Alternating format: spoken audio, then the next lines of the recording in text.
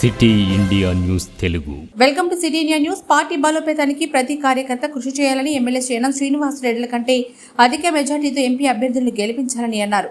Booth స్థాయి నుంచి party బలోపేతానికి కృషి చేయాలి. పీసీసీ చీఫ్ ఆదేశానుసారం ఇతర పార్టీల నాయకులను కార్యకర్తలను పార్టీలో చేర్చుకోవడం జరుగుతుంది. ఇక బీఆర్ఎస్ లో మిగిలినది ఆ నలుగురే.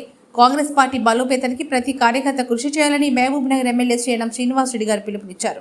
రమేష్ యాదవ్ ఆధ్వర్యంలో ఈ రోజు మహబూబ్ నగర్ జిల్లా కేంద్రంలోని కాంగ్రెస్ పార్టీ కార్యాలయంలో బీఆర్ఎస్ పార్టీకి చెందిన యాదవ యువ నాయకులు ఈ రోజు మహబూబ్ నగర్ ఎమ్మెల్యే శ్రీనం శ్రీనివాసరెడ్డి గారి సమక్షంలో కాంగ్రెస్ పార్టీలో చేరారు. ఈ సందర్భంగా యాదవ సోదరులకు ఎమ్మెల్యే శ్రీనం శ్రీనివాసరెడ్డి గారు కాంగ్రెస్ పార్టీ కండువా కప్పి సాధారణంగా పార్టీలోకి ఆహ్వానించి ఆయన మాట్లాడారు.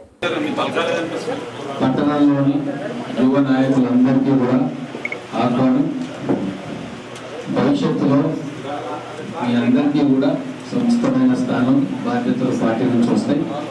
మన అందరి లక్ష్యం ఇప్పుడు ఎంపీ ఎలక్షన్స్లో మన కాంగ్రెస్ పార్టీ అభ్యర్థిని ఎమ్మెల్యే ఎన్నికల కంటే కూడా ఎక్కువ ఓట్లు మనం తీసుకొచ్చి గౌరవ ముఖ్యమంత్రి గారు రేవంత్ రెడ్డి గారికి కానుకగా ఇవ్వాలి. 2 పార్లమెంట్ నాగర్ కర్నూలు కావచ్చు, మహబూబ్ నగర్ కావచ్చు, 2 పార్లమెంట్లో కూడా భారీ మెజార్టీ తీసుకోవాలా. మిగతా పార్టీలో ఉన్న నాయకులందరూ కూడా ఏదో కొద్దిమంది మినహాయించి అందరూ కూడా ఈరోజు కాంగ్రెస్ పార్టీకి వద్దామనుకుంటున్నారు. అందరినీ కూడా చేర్చుకోమని చెప్పి పార్టీ పిసిసి అధ్యక్షులు కూడా మాకు సంకేతం ఇచ్చిండ్రు. కాబట్టి పట్టణంలో ప్రతి వార్డులో కూడా కాంగ్రెస్ పార్టీ బలోపేతం కావాలి.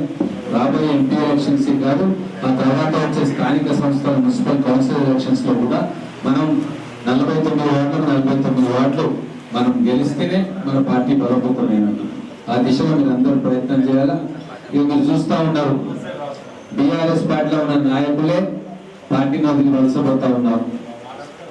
బీఆర్ఎస్ పార్టీలో ఇప్పుడు కుటుంబం తప్ప ఇంకెవరు మిగిలిన పరిస్థితి లేదు.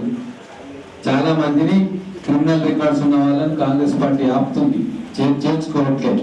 కానీ గ్రామ స్థాయిలో, మండల స్థాయిలో, జిల్లా స్థాయిలో చాలా మంది నాయకులందరూ కూడా ఎక్కడికక్కడ కాంగ్రెస్ పార్టీలో చేరుతా ఉన్నారు. కల్వకుంట్ల కుటుంబం మొత్తం కూడా జైలు పాలు కావడం ఖాయం. వాళ్ళు చేసిన అవినీతి కూడా వాళ్ళ బండారం అంతా బట్టబయలవుతా ఉంది. కేంద్ర ప్రభుత్వ ఏజెన్సీలు, రాష్ట్ర ప్రభుత్వ ఏజెన్సీలు వాళ్ళు చేసిన అవినీతి పనులను ఒక్కొక్కటిగా వెలికి తీస్తా ఉన్నారు. వాళ్లకు వత్తాసు పలికిన స్థానిక నాయకులు కూడా జైలు పాలు కావడం ఖాయం. మొత్తం తెలంగాణ రాష్ట్రంలో ప్రజలను పీడించుకొని దోచుకున్న ప్రతి బీఆర్ఎస్ నాయకుడు కూడా వాళ్ళ అవినీతి చిట్టా ఖచ్చితంగా బయటికి వస్తుంది, బయటికి తెస్తుంది కాంగ్రెస్ ప్రభుత్వం. కాబట్టి ఈరోజు మిగతా నాయకులందరూ కూడా మేలుకొని ఆ జైలు పోయే బ్యాచ్ లో ఉండే నాయకులతో అంటి కాకుండా బయటికి వచ్చి ప్రజాక్షేమంలో, ప్రజా సంక్షేమం వైపు, ప్రజల సేవ కోసం కాంగ్రెస్ పార్టీలోకి రమ్మని చెప్పి నేను ఆహ్వానిస్తా ఉన్నాను.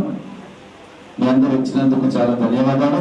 ఇది కోఆర్డినేట్ చేసిన మా మిత్రులు రమేష్ యాదవ్ గారు, ఇంకా మిగతా అందరి మిత్రులకు మరొకసారి ధన్యవాదాలు తెలుపుతున్నాను.